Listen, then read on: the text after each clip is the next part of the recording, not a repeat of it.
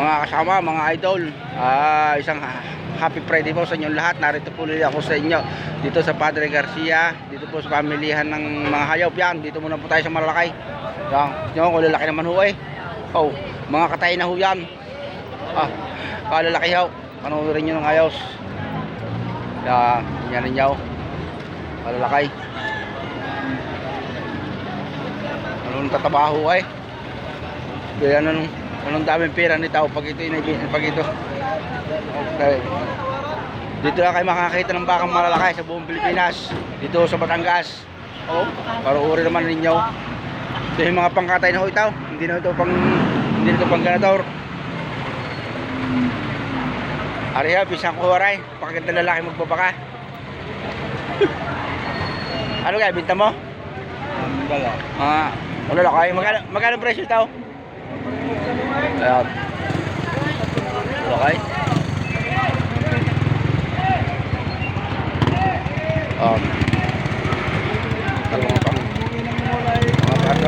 Mga pangkatay pa rin ho yan. Dito muna. Halo-halo. Kaya tingnan ho ninyo.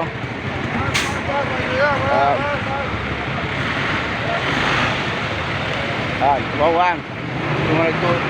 Dito nagtali na ho. Dito nagbabantay yung mga tao. Dami nyo eh. Malalaki ho. Mariyaw, itim. Laking turo.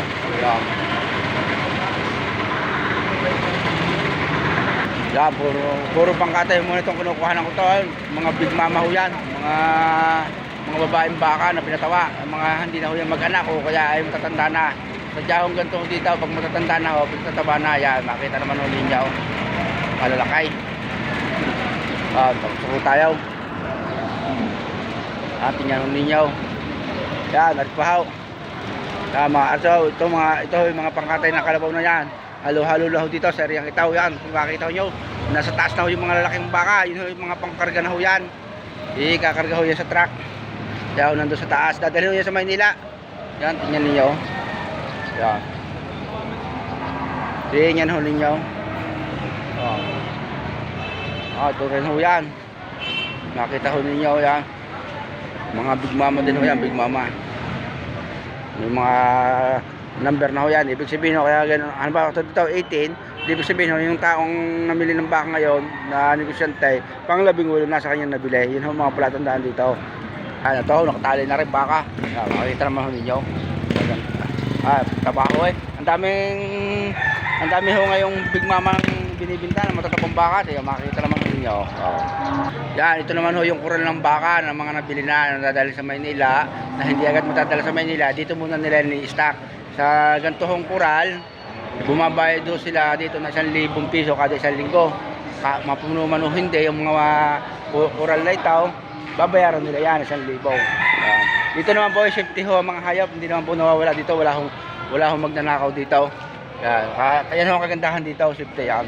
Makita nyo kayo lalakay. Punong-puno. Yan, tingnan ninyo. Yan, lalaki baka. Hindi basta.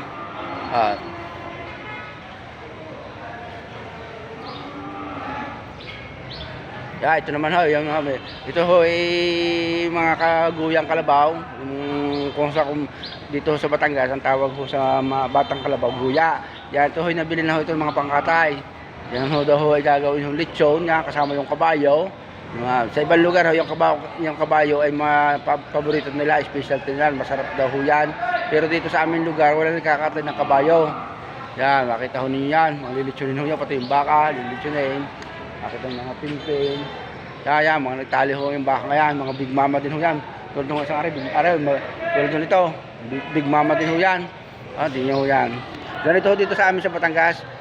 Ang inahimbaka, pag matanda na, pinatataba niya, katulad ng kalabaw niya, mga pangkatay na rin yan. Ito hong area ito, lahat ho, ito ho, istakan ho ito ng mga baka na bili na.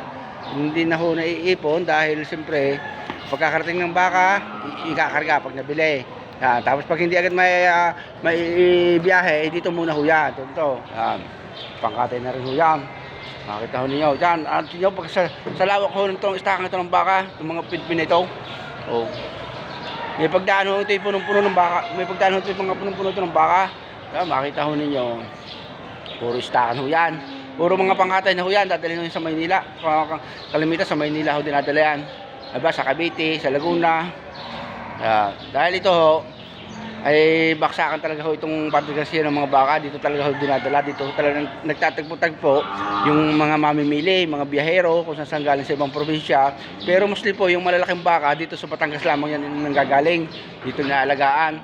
Pero yung mga palakihing baka, mga lagain, nanggagaling po yan sa iba't ibang probinsya. Parting Northern Philippines, mga Pangasinan yan, Isabela, Ilocos, Masbate, Bicol Region, parting Mindanao. Dati nga po nung una, nung hindi pa pinagbabawalan, nakakaabot dito ang baka ng Indonesia at Malaysia. Hindi ko lang alam bakit ngayon hindi na. Yan, makikita ho ninyo. Yun yung mga ito, mga panlitsyon din ho yan. Yan, yung mga kolonsya na yan. Malalaki ho yan, malalaki. Ito mo natin hinihikap. Ito ho sa kabilang area, mayroon pa rin yung istakan ng baka. Hindi lang ho dito. Yan. Tingnan ho naman ho nyo sa lalaking baka ho yan. Oo. Ang presyo nito, higit ang 100,000. Yung kayo mawawala ng isa, ay may lasa yan. Wala sa paparon, bihira na ho nakalamang baka. Yan, babalik. Dito naman tayo, babalikan natin ito. Yan. Yan, makita niyo. Yan. Turo din ho yan, turo. Talaga ho dito ho ikuan. Palagay dito ho sa Padre Garcia at pag-aaral ng Biyernes, palagay kung umiikot na pera dito, daang milyon, baka hindi lamang. Ay, sa dami ka ho ng baka, mamaya. Pagpunta ko doon sa kabilang area, ay doon napakapalalo ho mga baka. Ay ito ho, ikaw lang ho, istakan lang ho itong aking pinuntahan. Yan, makikita naman ho ninyo. Tingnan nyo ko sa dadami ng truck. Hindi basta.